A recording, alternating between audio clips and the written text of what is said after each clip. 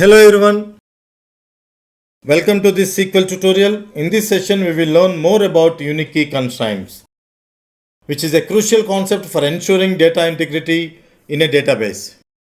We will explore how to apply them at both the column level and table level with practical examples. Now here, we are going to define unique key on multiple columns. Previously, we have seen unique constraint which is applied on column level. Now, I'm going to apply the unique key on more than one column.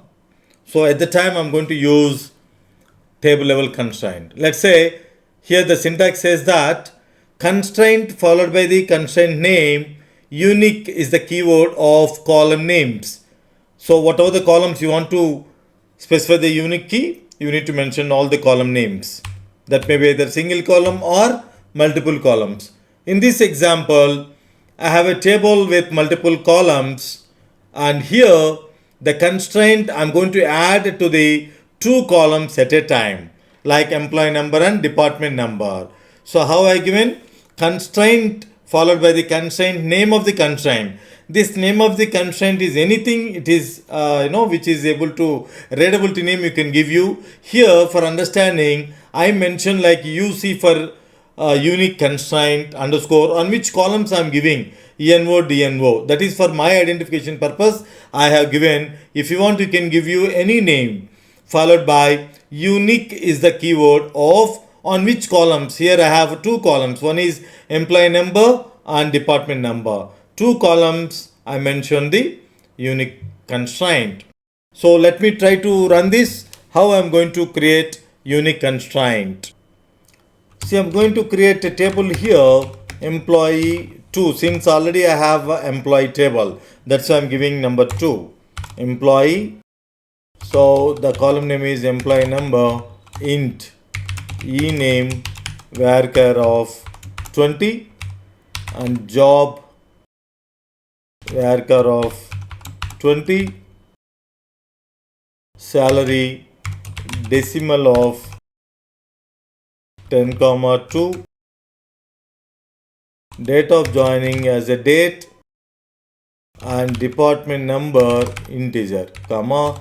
Now I'm writing here constraint is the keyword. My constraint name is UC underscore ENO underscore DNO and then followed by unique of two column names employee number and department number. Then I'm going to close this. Now a table employee 2 is created with table level constraint. Now how can we check whether the constraint is created or not? So for that, to check the constraint details, we have to use the command show index from the table mp2. Then if you are using this index, you can see what is your constraint. UC underscore ENO underscore DNO is your constraint name. On the columns, employee number and department number. Likewise, we can create and also we can check describe emp2, but here it says only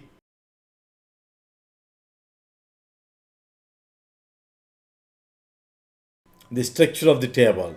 It won't shows your constraint name.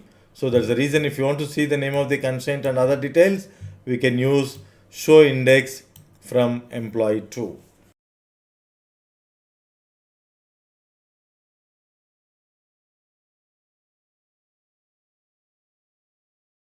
To drop unique key, so we have the alter table statement. The alter table statement also allows us to drop the unique key from the table.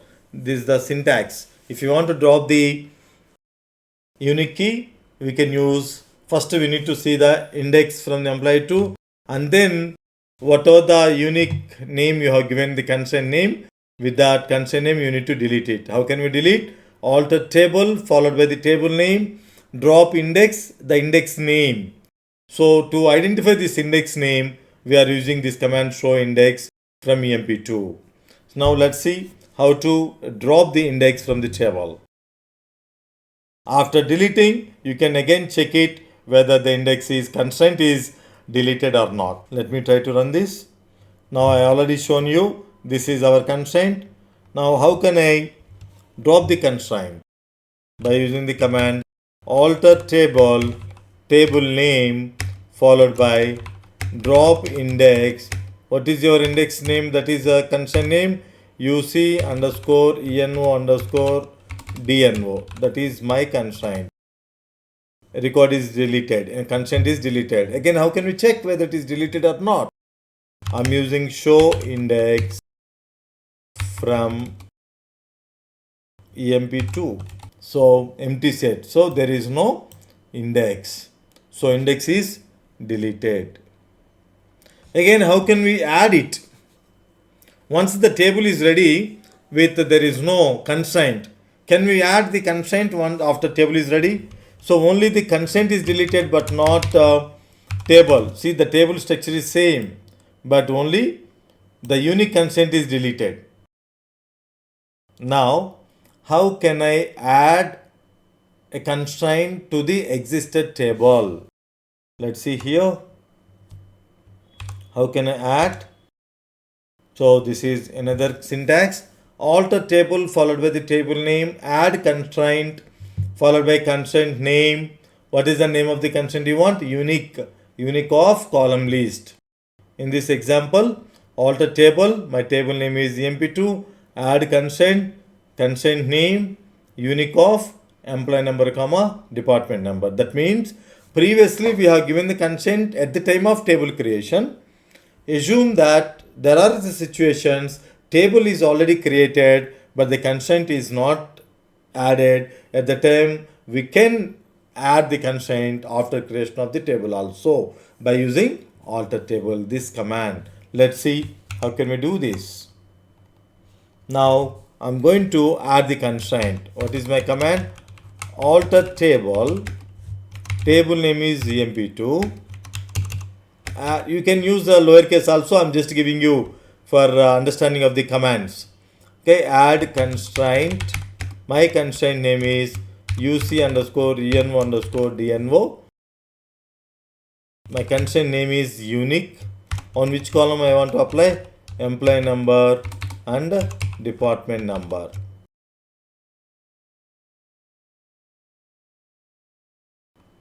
Yes. Now a unique key is created on these two columns, employee number and department number. How can we check? By using show index from emp2. See, previously I deleted, again I have added by using the add constraint. Now it's showing both constraints added to the column employee number and department number. In the next session we'll see the other key constraints. Till then, happy learning. Thank you for watching this video.